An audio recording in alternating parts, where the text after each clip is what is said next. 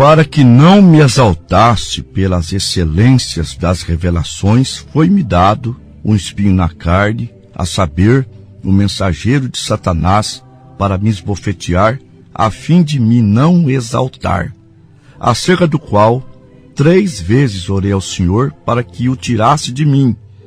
E disse-me: a minha graça te basta, porque o meu poder se aperfeiçoa na fraqueza. Segunda carta aos Coríntios, capítulo 12, do versículo 7 ao 9. Programa da Fé. De volta à palavra original.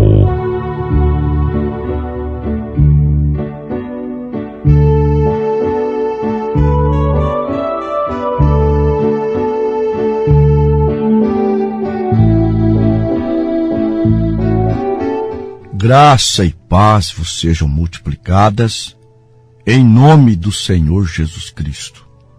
O tema de hoje é perfeita força por perfeita debilidade. Ouvintes, nós vamos apanhar a figura de Moisés para termos uma linha através da qual seremos grandemente abençoados e passamos a entender mais a Deus. A leitura base fala do apóstolo Paulo. Ali não fala tipo de problema que ele tinha, mas ele estava na condição que Deus queria. Deus permitiu um espinho na carne para que ele não se exaltasse, porque Deus opera na humildade. Moisés, vamos focalizar sua história. Primeira etapa da sua vida foi mamando no seio de sua mãe, às escondidas, porque Faraó procurava matá-lo. Sua mãe viu que era um bebê especial, não podendo mais escondê-lo. Ela então o coloca em um barquinho e o lança nas águas do Nilo. As amas da filha de Faraó o encontra e o leva para a sua patroa, a princesa. E a princesa se afeiçoou daquela criança.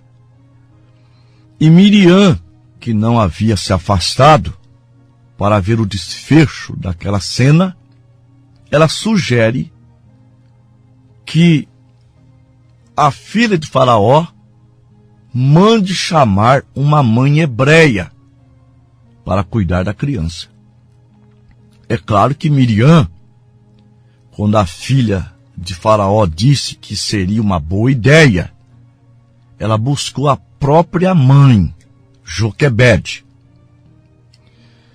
E Joquebede, além de criar o próprio filho, ela receberia um salário.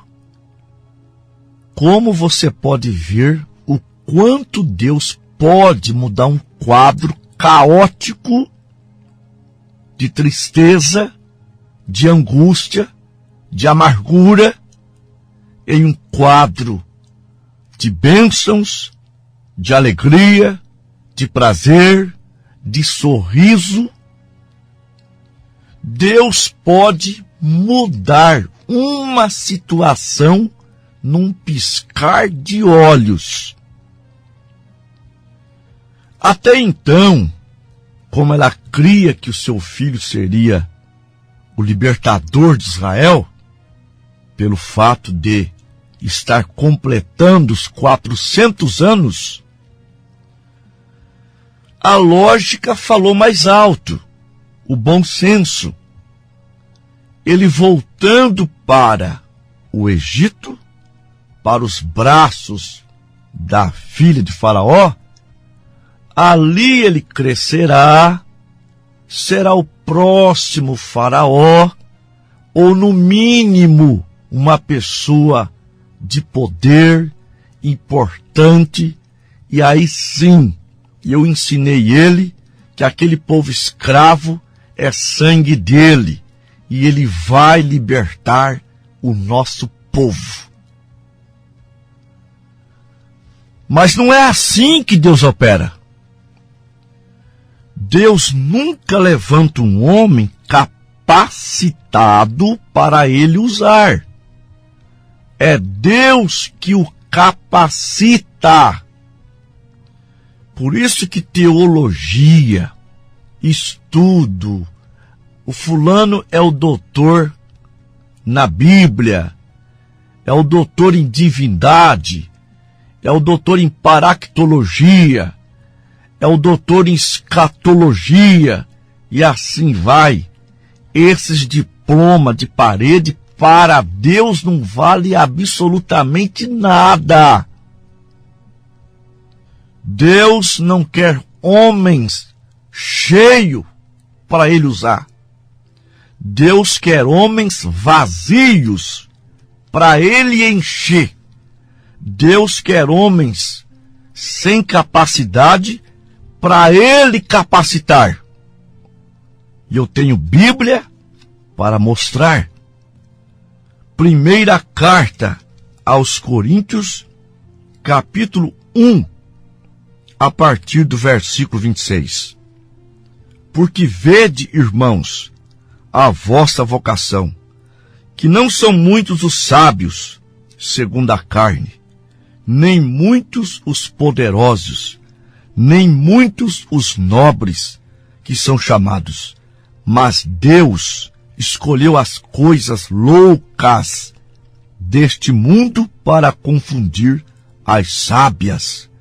E Deus escolheu as coisas fracas deste mundo para confundir as fortes.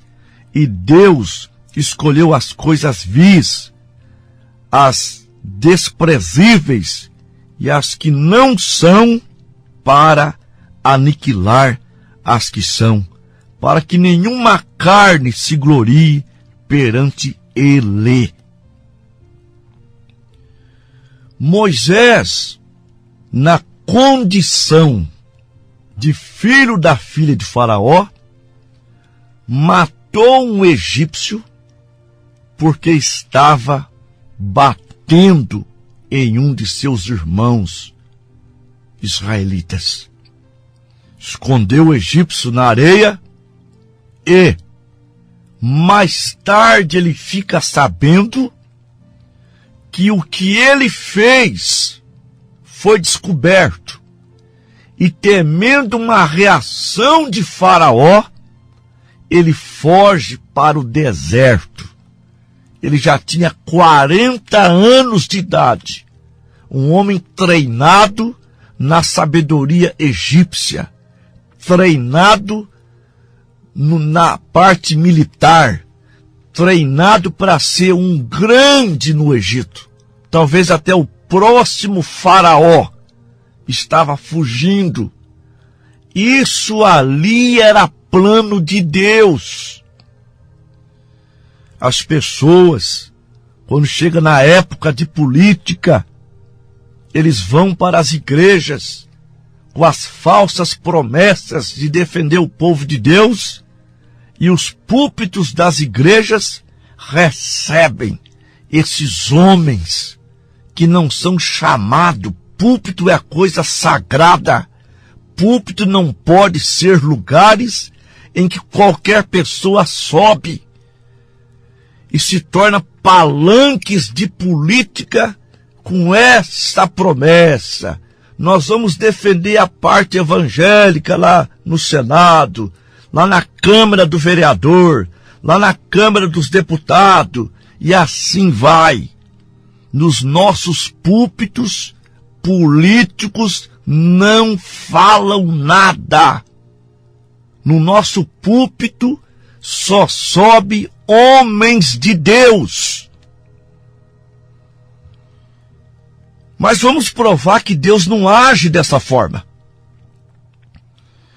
Quando Moisés já estava com 80 anos, 40 anos se enchendo no Egito, 40 anos no deserto se esvaziando do que ele recebeu no Egito, fracassado, Deus aparece para ele e o comissiona. Quando Deus o comissiona, ele recua. Êxodo capítulo 4, a partir do versículo 10. Então Moisés disse ao Senhor: Ah, meu Senhor, eu não sou homem eloquente, nem de ontem, nem de anteontem, nem ainda desde que tens falado ao teu servo, porque sou pesado de boca, pesado de língua. E disse-lhe o Senhor: Quem fez a boca do homem? Ou quem fez o mudo? Ou surdo? Ou que vê? Ou cego? Não sou eu o Senhor? Vai, pois, agora, e eu serei com a tua boca, e te ensinarei o que hás de fazer. Todo homem chamado, ele recua. Ele não fica cutucando seu pastor para ter um cargo, para ser pregador, para que o pastor o unja. Não, ele sabe que a missão é árdua. O verdadeiro pastor, ele não deseja a igreja lotada e as portas escancaradas para o mundo. Ele sabe que o que ele tem que pregar é a porta estreita, é o caminho estreito, é a sã doutrina, e isso não enche igreja. Mas muitos deles têm o ofício como profissão e não como chamada. Portanto, escancara a porta da igreja, contando que o povo pague dízimo e oferta, e mais oferta, e oferta para isso, oferta para aquilo, e oferta para outra coisa, e vão se enriquecendo e levando o povo para o buraco. Mas digo uma coisa, pessoas que lotam esse tipo de igreja têm os pastores que elas merecem, porque elas não estão atrás do reino de Deus, estão atrás de coisas materiais. E o Filho de Deus verdadeiro, ele obedece. São Mateus 6,33. Mas buscai primeiro o reino de Deus e a sua justiça, e as demais coisas vos serão acrescentadas. Não é buscar primeiro o reino da terra para ir atrás do reino de Deus. É o reino de Deus na frente. Não é a carroça na frente dos bois. É os bois na frente da carroça. Então, Moisés estava do jeito que Deus queria que ele estivesse. Como está escrito em São João 15,5. Sem mim, nada podeis fazer. Ele estava fraco, ele estava débil, mas aí então ele podia ser forte. Sim. Ouvintes preciosos, eu quero dar um conselho para vocês.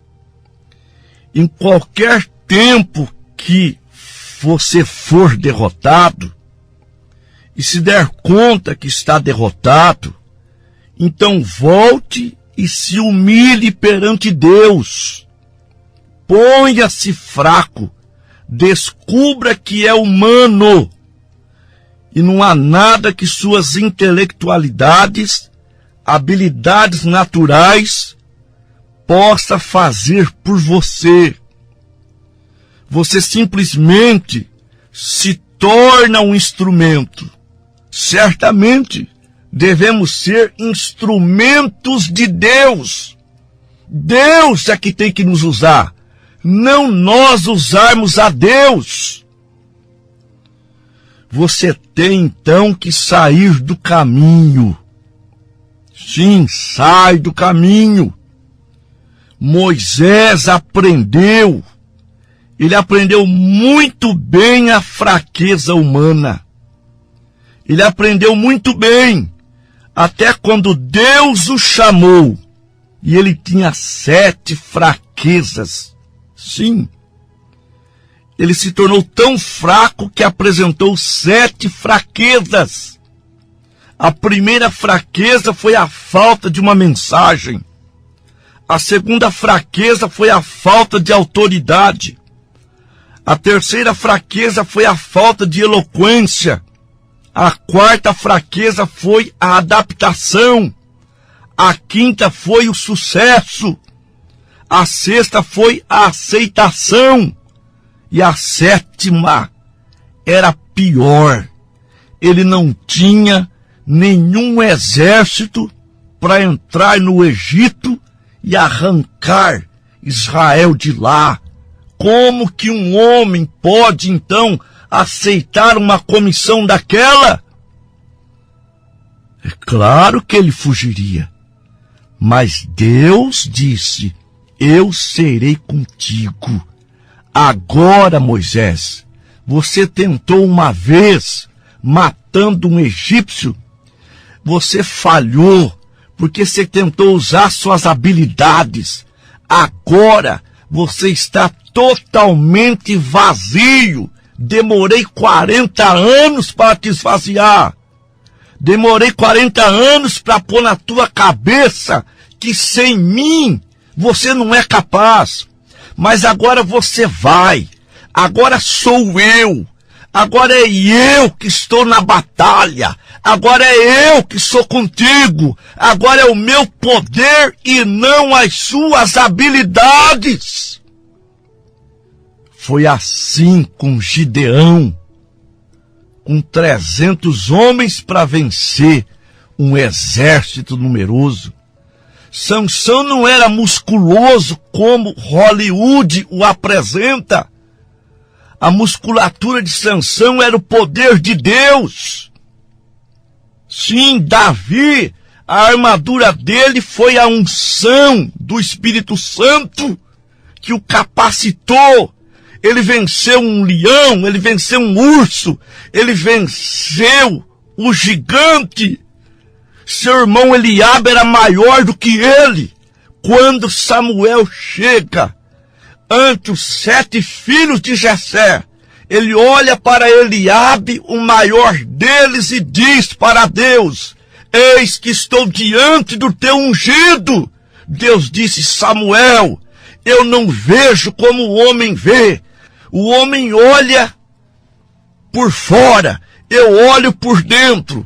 Eu não olho tamanho, eu olho um coração que pode se render a mim e eu fazer deste homem, desta mulher, um instrumento em minhas mãos. E é assim que Deus quer fazer conosco nesta programação. Se renda a Deus. Diga, eu não posso mais sem o Senhor. Eu não vou mais lutar. Não. Eu vou deixar o Senhor lutar por mim. Eu vou entregar o meu caminho nas tuas mãos. Meus problemas nas tuas mãos. Essa doença na tua mão. E eu tenho certeza que o Senhor vai te dar vitória. Vai nos dar a vitória nesta hora. Vamos orar.